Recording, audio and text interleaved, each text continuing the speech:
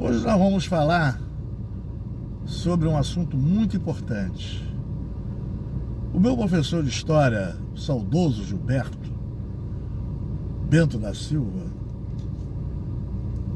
as aulas dele eram uma verdadeira palestra, porque ele trazia detalhes que os livros não continham. Então vamos falar sobre o que uma mulher extremamente sensual pode fazer mudar o rumo da política de um país. Marechal Deodoro da Fonseca era o ministro da Guerra. E o agronegócio, na época, os empresários estavam inconformados com a abolição dos escravos. Eles alegavam que estavam perdendo muito dinheiro e que não tinha como substituir os escravos. E os que se propunham a trabalhar para esses empresários cobravam muito caro.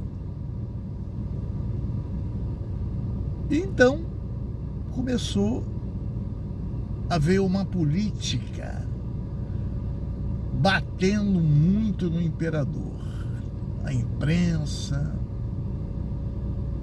e os seus opositores. Apesar dele ter a maioria no parlamento, os monarquistas, os republicanos só tinham 2 parlamentares. Então um tal de Benjamin Constant, um fofoqueiro na época, o Corvo, muito parecido com Carlos Lacerda, na década de 50 e 60, sabia que pelos meios democráticos jamais conseguiria proclamar a República, porque o povo era monarquista. A Marinha, que era a elite, pois a Marinha já existia no Brasil desde o século XVIII, com um decreto de nomeação de uma companhia de marinheiros para o Brasil. E além disso, D. João VI criou em 1808 o Corpo de Fuzileiro Navais. Não se esqueçam também dos famosos bailes da Ilha Fiscal. A Marinha estava sempre ali. Por quê? Falavam 2, 3 idiomas e o Exército era tido como uma força que falava errado. Ao invés de falar interveio, falava interviu. Ao invés de falar remedeia, falava remedia. E assim por diante. Não falavam línguas estrangeiras como os oficiais de marinha falavam. E a etiqueta dos oficiais de marinha era elevada. Os oficiais do Exército eram muito aquém dos oficiais da Armada. E é bom lembrar que a Marinha é a mais antiga. E depois da Marinha é a Guarda Real de D. João VI, criada em 1808. Que hoje é a Polícia Militar do Estado do Rio de Janeiro. O Exército foi criado por Pedro I em 1822. Bom, o Deodoro da Fonseca era monarquista. Ele, inclusive, uma vez proibiu o sobrinho de participar de levantes pró-república. Ele dizia: a república não é o ideal, mas pior sem ela. Não, ele falava o contrário. a monarquia, sem a monarquia, o Brasil não consegue progredir. Era o contrário. Ele dizia que a monarquia poderia ser um mal, mas pior sem a monarquia. Então ele não era anti-monarquista, como o povo também não era. Muito bem, Deodoro era portador de uma patologia chamada asma brônquica. Ele era asmático. E já idoso, participou da Guerra do Paraguai, junto com Luiz Alves Lima e Silva, o Duque de Caxias, né? Que lembra muito, né? O general Lott, porque ele dava sustentação a Pedro II. Aliás, foi Duque de Caxias que ensinou Pedro II a esgrimar, a lutar durante a sua infância, porque Pedro II foi largado pelo pai, Dom Pedro I, no Brasil, com 5 anos de idade. A mãe já havia falecido, então ele virou órfão total. E Duque de Caxias era o seu protetor, e foi durante todo o tempo.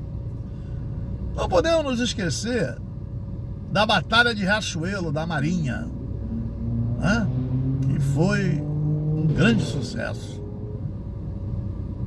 A Marinha jamais concordaria com a deposição de Pedro II, e nem o povo, e nem o próprio Deodoro.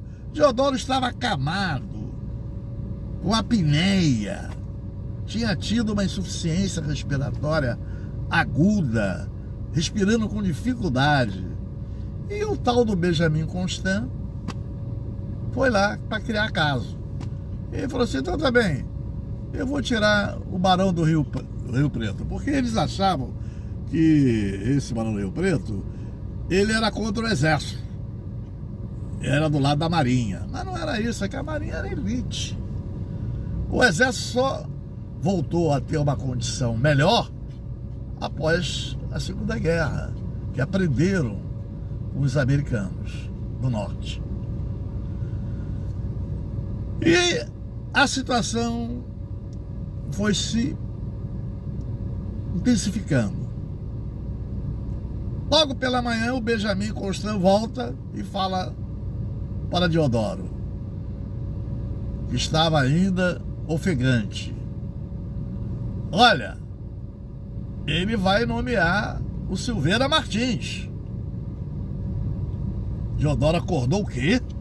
Silveira Martins? Quem era Silveira Martins? Existia uma moça gaúcha, recentemente viúva, muito sensual. Ela gerava um prazer enorme nos olhos aristocráticos daquela época. E Deodoro, quando a viu, se apaixonou rapidamente. Mas corria o boato que Deodoro era muito doente e também era casado. E o Silveira Martins ainda era um cara robusto, forte, poderia atender aos anseios dessa viúva sensual, muito linda. Eles eram então inimigos no amor e na política. Porque quando ele foi interventor no Rio Grande do Sul, o Silveira Martins combateu muito Deodoro. E foi ali que Silveira Martins conseguiu conquistar o amor dessa moça gaúcha, Maria Adelaide Meireles, a baronesa. Deodoro então se levantou e falou: me dá esse papel que eu vou proclamar a República. E montou debilmente sobre seu cavalo e declarou a República contra a sua vontade, estimulado pelo ciúme de uma mulher extremamente sensual. Não se esqueçam, meus caros amigos, de curtir, se inscrever, comentar e tocar no sininho. Boa noite, até amanhã.